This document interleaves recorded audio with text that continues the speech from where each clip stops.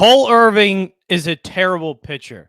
And that's where we're starting today here on the Bettor Baseball Podcast. My name is Jon Jansen, joined by Brian Slone.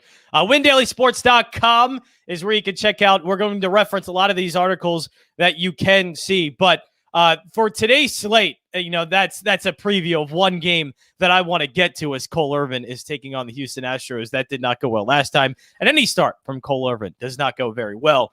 But, there's something that came up yesterday or last night. It was an interesting question, or at least it's something that kind of spurred a question into my mind because I'm going through today's games and the Cole Irvin game popped up and I looked at the Astros numbers against left-handed pitching and it was Houston is the best hitting team against left-handed pitching so far in baseball. But Brian, what I'm going to ask you and what I kind of want to discuss a little bit, what are we doing with the sample size so far?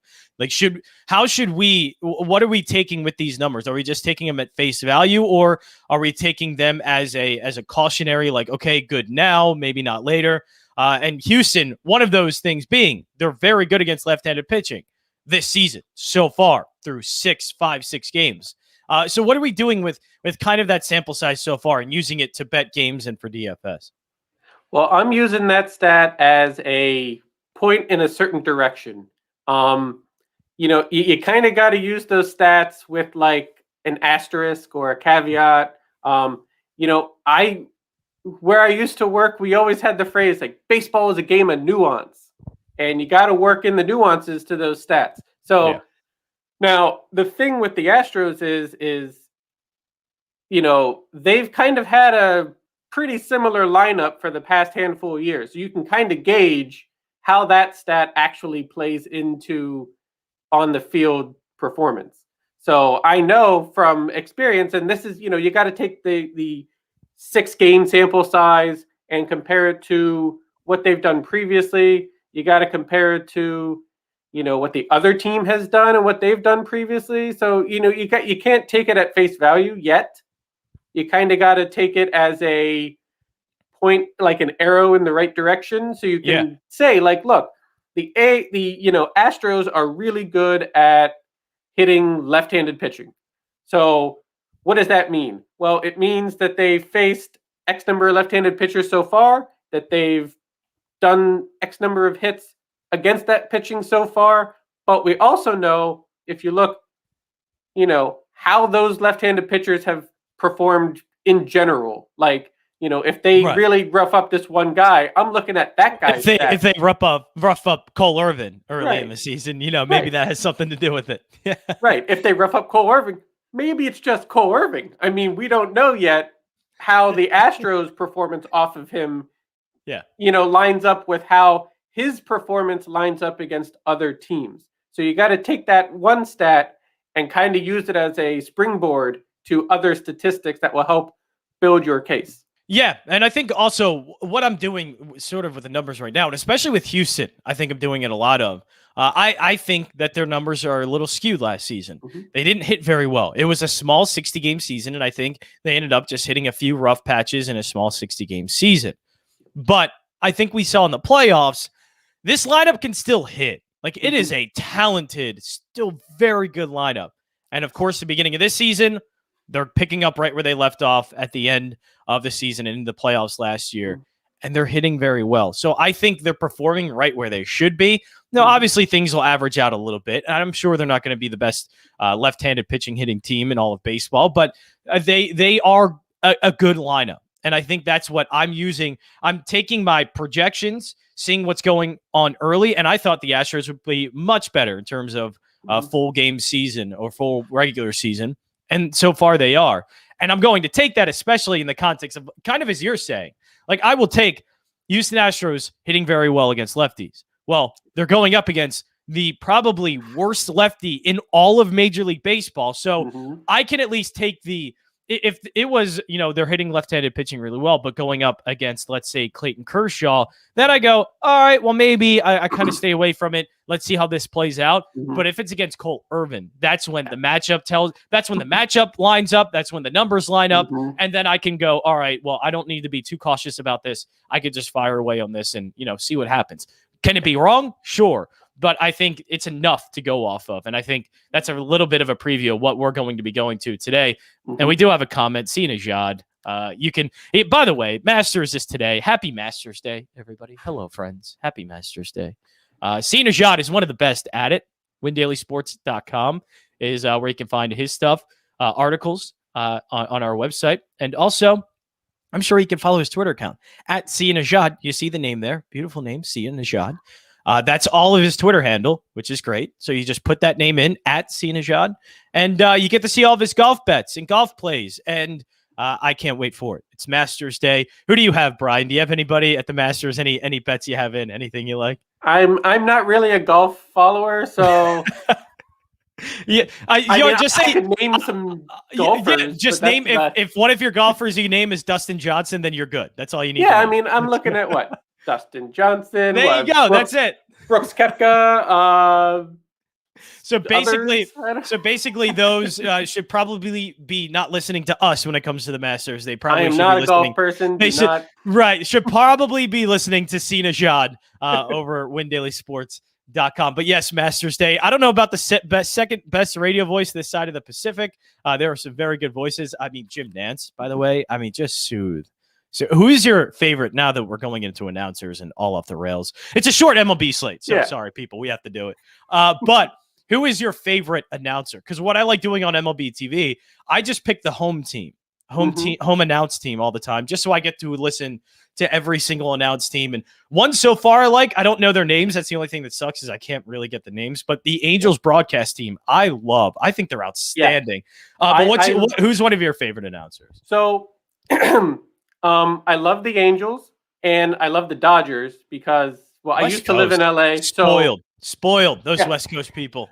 I used to live in LA, so I'd always watch the Dodgers and the Angels, primarily the Dodgers, but sometimes the Angels. But, at work, I can watch all the games all the time. So I usually, that 10 o'clock slate comes up. I'm usually got the Angels and the Dodgers on. There you go. And, I love the Angels and Dodgers. Other teams that I enjoy listening to. Phillies, of course. Tom McCarthy. Yeah, Phillies are... John Kruk. Always got to like John Kruk, who was talking about, first of all, an umpire's butt yesterday, and then he started talking about WrestleMania today. So obviously, yesterday. That is what I look for in a baseball broadcast. I don't need to see them, calling the game. I want to listen to them talk about other stuff. So it's kind of funny. I kind of like tuning into bad baseball games and listening to what the broadcasters are rambling blowout about. Material. Yeah, I love blowout material. It's great. Well, so my typical baseball viewing habits would be hate watch the Pirates at 7 because it's just it's the only way you can watch the Pirates. I think. Right. I mean, as somebody that grew up in the Pittsburgh area, I have no love for the Pirates. I want to see them fail as bad as possible. Not that I'm always going to say they're the worst team ever, always, but we all have that team and from our cities and that we like to hate watch. I mean, if it merits it, I'm going to bury the Pirates as much as I can. So that Red series was fantastic. And I loved listening to the Pirates broadcast because they're just talking about. Oh, they've gotten used to blowout material. Yeah. That's one broadcast that has probably learned the art of blowout material. Yeah. I mean, it's really fun. I mean, the past couple of games, they've had, the color guy. He was a former player, so they had him break down situations in the game, what does the catcher do in this situation? What so on that aspect, that's good because you learn the game a little from the inside out, see what the players are experiencing and doing and whatnot. But as far as a game calls, I spend most of my time with the Angels and Dodgers. But they're great. I will say this. When I'm at work, I cut Spanish plays for the different games. And those early 90s. What a wonderful comment. Those early 90s were. You know when you see the name Bonds in there and it's referring to Pirates Bonds, Yep. you know it's a long time ago. So yeah. Oh, yeah. I remember I was in second grade. I went to a playoff game in 92. So wow. Nice. But wonderful. But no, like at work, I cut Spanish plays for baseball, and I have to say, if you live in a city with a Spanish radio broadcast of your team, specifically, I love the Yankees. I love the Marlins. Ricky Ricardo. Yes, he does Eagles. Yes, Spanish. He does the Eagles football. Yeah, but he does Yankees, and he's much better with the Yankees. Phenomenal calling baseball. If I had a choice of any broadcast to watch, I don't know Spanish, but just the excitement of it. I love the feeling and atmosphere you get with a Spanish baseball broadcast, especially a really good one. Like the Rangers and Astros are not great because they're really Homer specific. So if anything happens in the game that goes against the Astros or the Rangers, they kind of like mumble off into the distance and like don't call the play. But if you're listening to a Yankee game or a Marlins game or a Padres game or a D-backs game, I mean, those guys are fantastic. They call both sides of the ball equally. They're, they're a little more excited for their team. Right. But of course. Like you're going to get a good call for the other team's good plays too. So if, go on losmayores.com and you watch those highlights of home runs and stuff, the home run calls are phenomenal. That's fantastic. You can't get a better call than the Spanish home run baseball call, or even just like an amazing play. That Spanish call, if they have the Spanish broadcast, is usually the best thing you're going to hear that night. That's fantastic. And we're getting a lot of pre-steroid Bonds, legit Hall of Fame.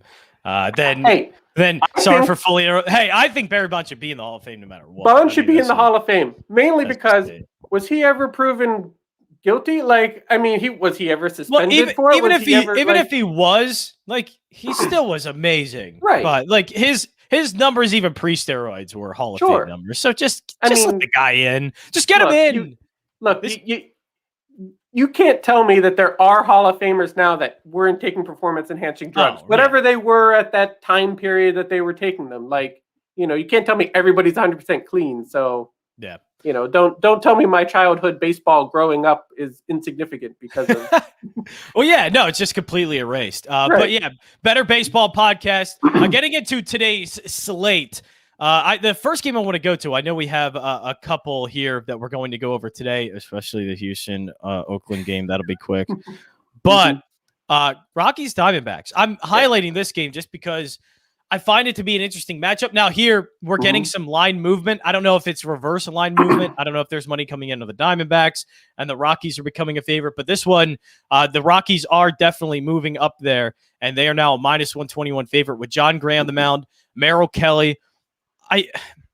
This is one where Merrill Kelly was great last season, and then first game didn't do well. This is one where Jon Gray wasn't good last season and actually did pretty well in his first start. So does it flip? Does it change? I would at least expect, I don't know if either of these guys are going to be good today. Like maybe that's where I'm going to go. It's in Colorado. At least with Jon Gray, he's facing a Diamondbacks team that's been struggling, and I don't think they have Ketel Marte. Right, he's out with a hamstring. Yeah, so I think minus 121 with the Rockies. I think that's where I'm going. I went with the Rockies last night, and they did me well. Madison Bumgarner has some issues, by the way. Oh, yeah. And Antonio Sensatello, great bounce back start. He looked fantastic. Yes. But I think I'm leaning with Jon Gray and the Rockies here. Is that the way to go? That's my way.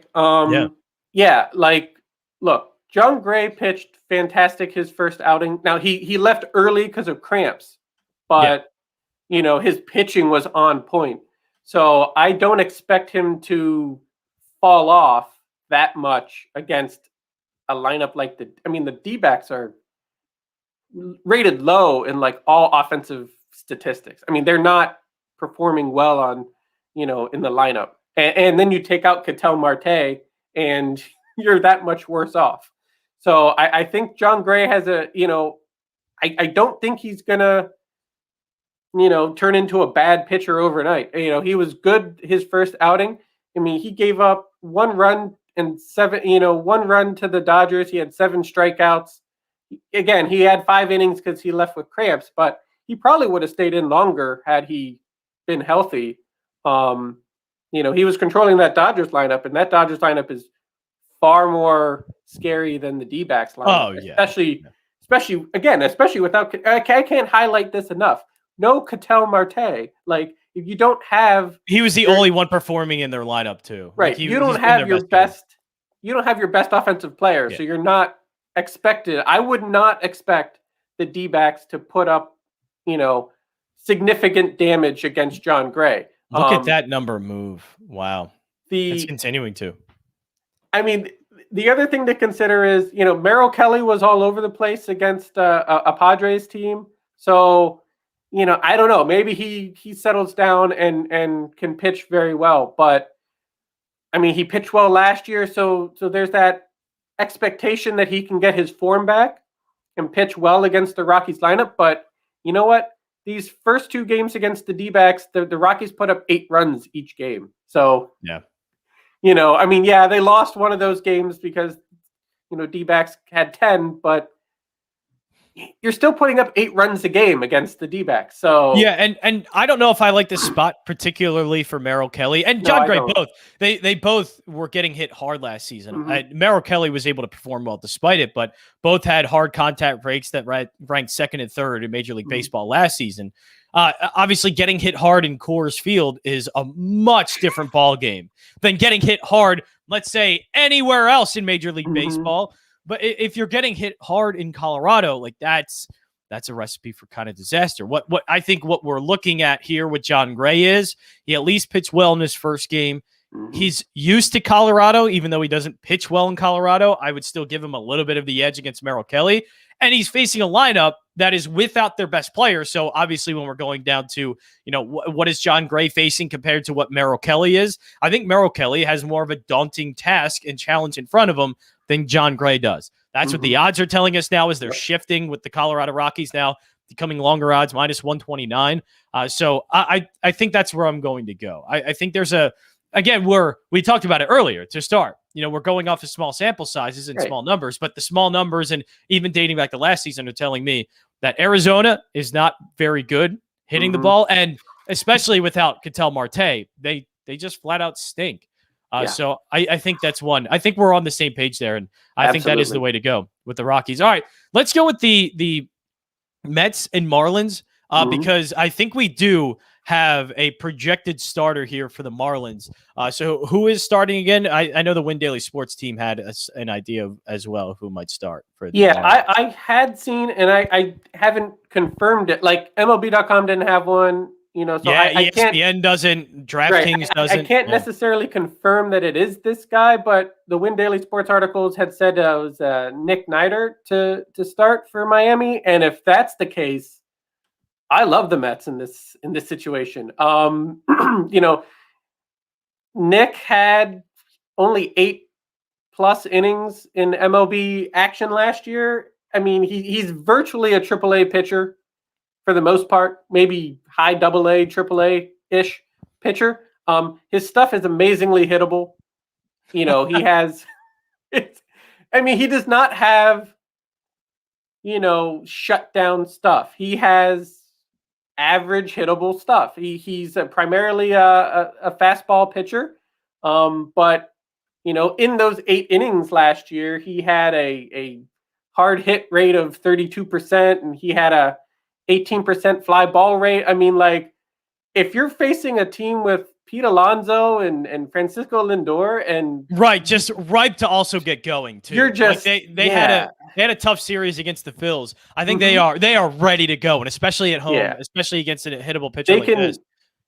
They can jump on Miami and not look back. I mean, this is a game where ideally, even if Nick pitches well, which I don't necessarily expect, basically a well performance for him is 3-4 innings, only a couple runs, kind of thing. Is that that's what I would consider? All right, he did well enough.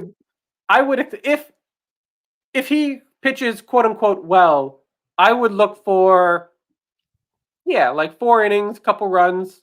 Yeah. But the data shows me he's going to give up a lot of hits. He's going to have a lot of base runners. And the Mets lineup is potent enough. And even in those early games where maybe the results weren't there, they had base runners, they had runs scored, they had hard hits.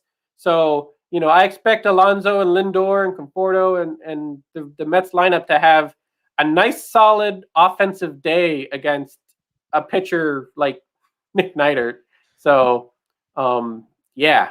And with, I completely agree. Yeah, and with Taijuan Walker on the mound for the Mets, I mean, he's pitched pretty well.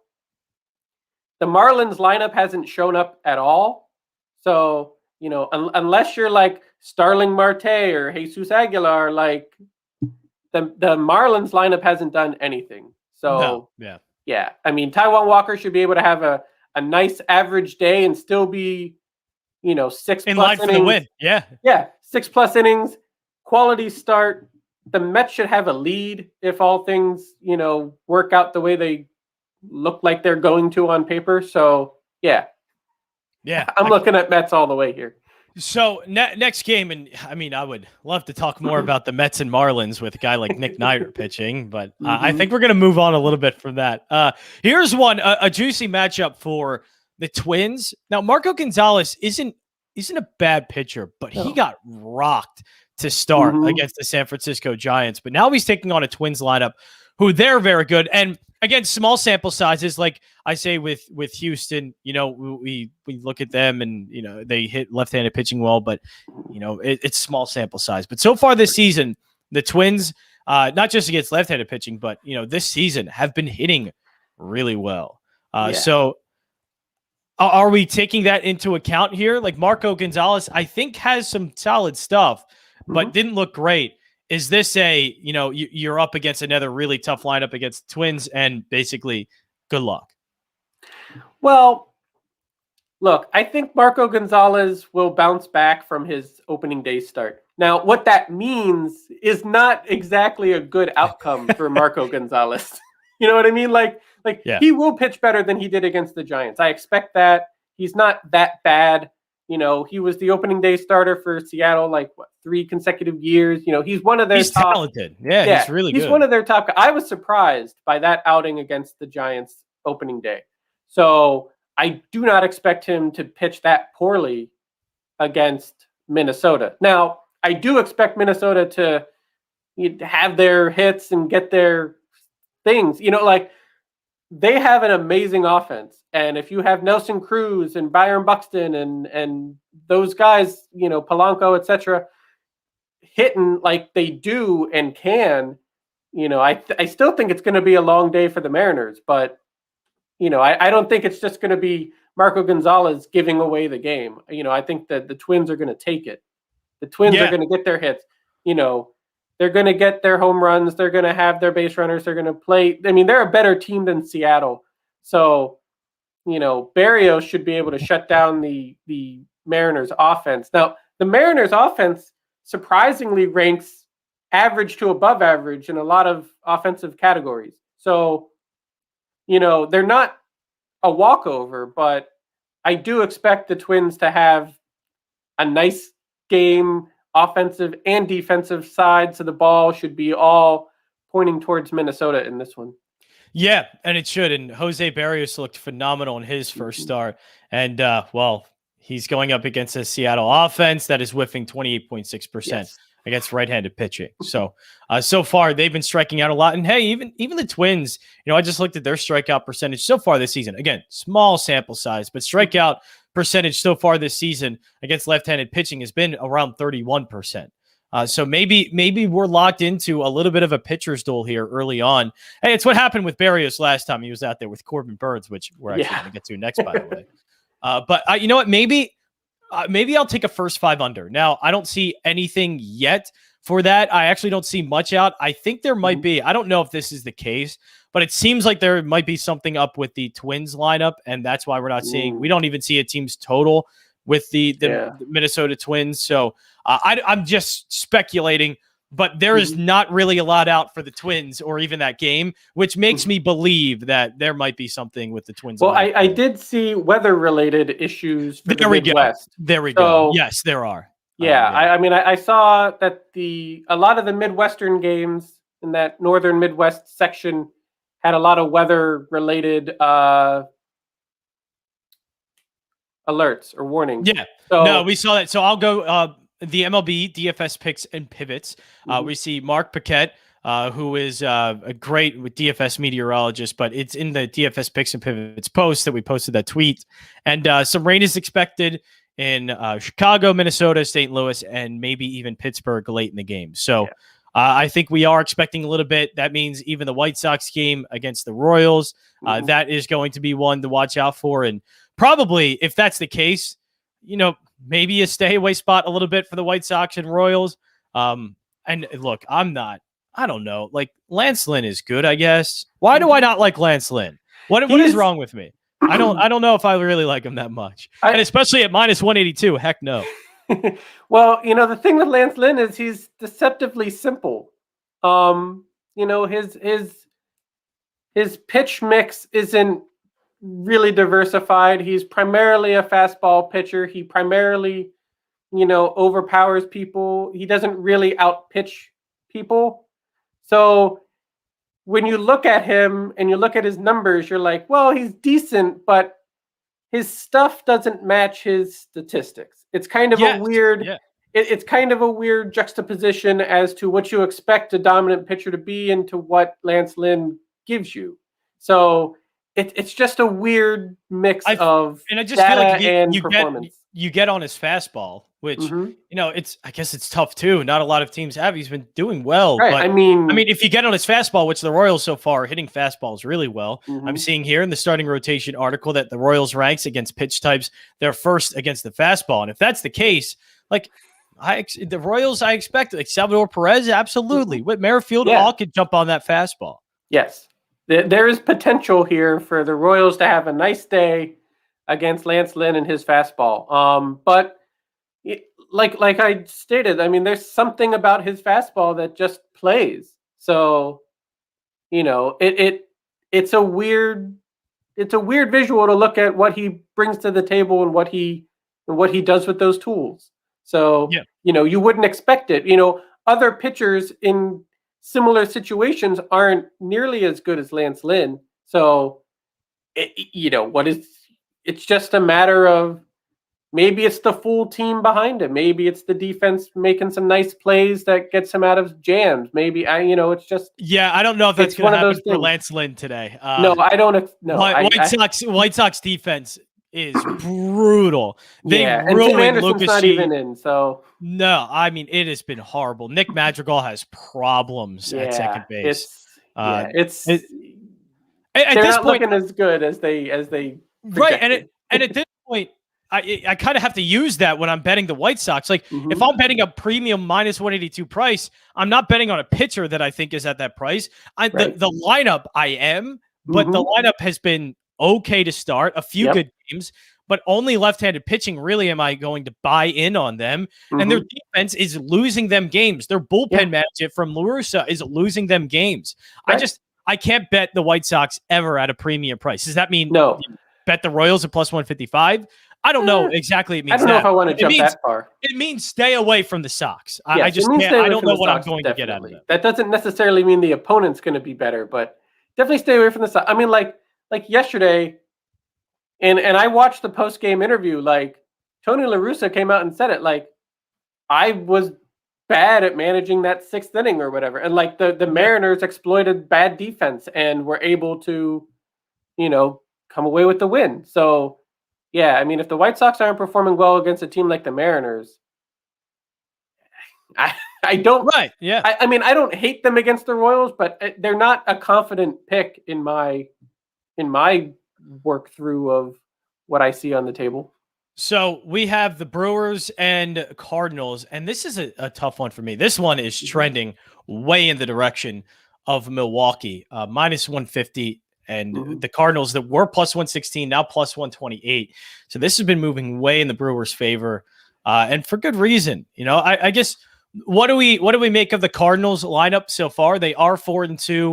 They're going up against Adam, or at least not the Cardinals, but the Brewers are going up against Adam Wainwright. But I mean, it's just basically, is the Cardinals lineup going to be good enough to tag Burns, knowing that the Brewers, who haven't hit well, but you expect them to get some runs off of Wainwright?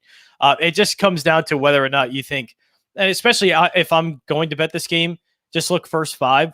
Minus 155. You're only paying a little bit extra juice for that, but I'm paying basically just for a Corbin Burns start, out pitching Adam Wainwright in the beginning of this game. But I think the one thing I need from that is just to know, can the Brewers hit Adam Wainwright? Can they actually put some runs on the board here? I think the Brewers can hit Adam Wainwright. Now, will they? They haven't. They haven't done a lot offensively so far this season. That's what scares me. It does. I mean, like even yesterday, like I said before the show started, like, Yelich was 3 for 4, but they were pretty insignificant hits. Like right, just to get stranded on second base, basically. Right. So like maybe he can get something going. Maybe the offense can build around that. I mean, Wainwright's not going to be fantastic as a shutdown pitcher. So I think the Brewers can get their hits. I think they can generate some offense, maybe manufacture a few runs, whatnot. I mean, the bigger key is, what do I think the Cardinals can do against Burns? I see spots where the Cardinals could maybe give him some trouble, but I don't think so. I think Corbin Burns is going to be Corbin Burns. He's going to shut down the Cardinals offense for the majority of his outing. And then it's really up to, can the bullpen support what what Burns has done in the first half of the game. I mean, Dylan Carlson's on fire for the Cardinals, so that might be a bright spot. Goldschmidt, Molina, and Arenado have been okay, nothing fantastic. They were able to grind out wins against a Marlin team, so if you're grinding out wins against a team the caliber of the Marlins, I don't know what you're going to do against a pitcher the caliber of Corbin Burns. And this is the conundrum here. And you can see these stats, windailysports.com, but this is kind of what we're talking about with Corbin Burns here, is he's been lighting up right-handed hitters and eating them all up. Cards are flirting with a 28% K rate to right-handed pitching so far. Yeah. And last season, with a WOBA of 2.07, Burns gave up. So he pitches well against right-handed pitching. His stuff is phenomenal. Like, I think this is also going to be me just praising the top of the Brewers rotation. Burns and Woodruff ain't nothing to F with, man. Those guys are good. They are. And so it's the reason why I think the Brewers are going to be in it all season with the Cardinals. Now, Christian Yelich needs to get going. And he needs to hit. He needs to hit better than a few singles here or there. Exactly. But like Corbin Burns, I think he had a 169 batting average against. Like, just teams aren't hitting Corbin Burns. If you're holding them to a 170 batting average, that's really shut down pitching. Like I said, the Cardinals have spots. You see names in the lineup, and you're like, yeah, I could see them getting some work in on Burns, but they haven't done it against inferior pitching so far. So I don't know when the Cardinals can get their bats going, but I expect today will be a long day for the Cardinals offense. Yeah, short slate for today's Major League Baseball game. So this is all we have for today, although 4 bets is pretty good for what the slate we have. Yeah. I think we didn't go over it, but I think with the way we were foreshadowing things, I think we're taking the Astros team total over 5.5 against Cole Irvin. Yeah. I mean, I love the Astros against the A's in just name value alone. Like to put bad names and bad stats on the A's side, even just, makes it. And one of the worst pitchers, literally, maybe if I were to rank every single starting pitcher in Major League Baseball, I guarantee you Cole Irvin would be right there with Nick Neidert. So he is a AAA pitcher that doesn't belong in the Major League. I don't know if that's fair to Nick Neidert. It might not be. It might not be fair to Nick Neidert. We really haven't seen anything from Nick Neidert. We're just projecting off of what he's done I've seen plenty of things from Cole Irvin, though. And I look, the last game I saw him pitch, I was at a Washington Nationals game in center field with Philadelphia Phillies playing the Nationals. I said, look, so you got a lot of balls in your section? Yeah, I don't leave games very often. I stay through to the end. Right. But I said to myself, to my nephew next to me, I said, look, if Cole Irvin comes in, I'm out of here. Like, I can't do it. And guess who came in next after I said that? Cole Irvin, and I booked it out of there. The guy stinks. He flat out stinks. Sorry, Cole Irvin, you're probably a great dude, but sorry. Well, that's the thing. Like, the guy is probably a nice guy, great guy, whatever, phenomenal teammate, whatnot. Like last year and a couple years ago, like when the Pirates acquired Chris Archer, and I like fell out of my chair laughing when they made that trade. I was like, you're giving up anything for Chris Archer? And then, but like, people are like, oh, he's a great guy, great clubhouse presence. And yes, that's true. But like, I need him to perform on the field. I don't care if he's a nice guy off the field. Yeah. And I think that's what I'm probably going to go with Cole Irvin here. Right. Colorado Rockies money line. We like -129. Look, Merrill Kelly gets hit hard. He's been able to work around it, especially last season. But I don't know if you can work around that in Colorado, especially Colorado's lineup has still been pretty good, even without Nolan Arenado. Meanwhile, the Diamondbacks are dealing with an injury to Marte, their best hitter. I think we like the Rockies. Over 4.5 runs from the Mets. We're taking advantage of Nick Nider if he potentially does start. But I think we're taking advantage of a starter that is not likely going to be very good, no matter who it's going to be. But we're projecting it to be Nick Nider. And if it is, we like the Mets over 4.5. They were stifled by the Phillies pitching for the most part of that series. And I think they're just ready to rip it, especially at their home ballpark. Yeah. Phillies pitching has been really good so far this season. So to be stifled by the Phillies pitching isn't right. The Braves isn't something to be afraid of as far as the Mets lineup is concerned. Yeah, exactly. The fact that the Marlins don't have an officially announced, starter for today projects that one, it's probably a bullpen day, if anything. Like they're probably just going to throw people out there just to have somebody on the mound. So, I don't expect them to have a quality starter out there on the mound today. So the Mets should be able to jump all over that. And I don't really expect them to keep him in long either. So I think they're just going to be rotating through the bullpen most of this game. And our last bet of the day, Milwaukee Brewers money line -155. You're paying up a little bit for it. But this is the first 5 bet for them. We love Corbin Burnes in this matchup. We don't like Adam Wainwright in this. And it's not to say he gets hit hard or anything because the Brewers lineup isn't really that scary, but it's just the fact that Burnes is so well against right-handers. The Cardinals are likely going to have 5 right-handed bats in the lineup, and Burnes is most likely going to mow them down. So I expect Burnes to pitch well, and then Wainwright, if he gives up a few runs, that should be enough in the first 5. But that's the key point. The key point for this game is Burnes against the Cardinals lineup. He's going to shut them down, and it's going to control the game. Now, Wainwright will probably pitch decent because the Brewers offense hasn't really produced much. So it's not like Wainwright's going to walk in and give up 10 runs or anything along those lines. It's more of Corbin Burnes is going to shut down the Cardinals offense. Yeah, that's the key here. All right, WinDailySports.com is where you can check out the starting rotation article, MLB DFS picks and pivots, and also aces and bases. It's a short slate, also an afternoon slate again. We have a bunch of 1, 3, and 4 o'clock games, so it's an afternoon slate. So make sure you go now. Right after we're done. Don't say, all right, I got some time maybe to put my lineups in, put my bets. No, get it done now. WinDailySports.com, WinDailySports.com/chat. That is Brian Slone. Follow him at OneFanPowerTrip on Twitter. I've seen a lot of Instagram posts for wrestling. Beautiful, beautiful. I love it. NXT was amazing last night. I'm going to be watching independent wrestling all day today and tomorrow and Saturday and Sunday and WrestleMania. And yeah, it's a lot of wrestling. If you want to see me tweet about wrestling and baseball a lot too, at Jon Jansen 34 is where you can follow me. That's it for Better Baseball today. We'll be back tomorrow at 10:30 on the Better Baseball podcast, WinDailySports.com.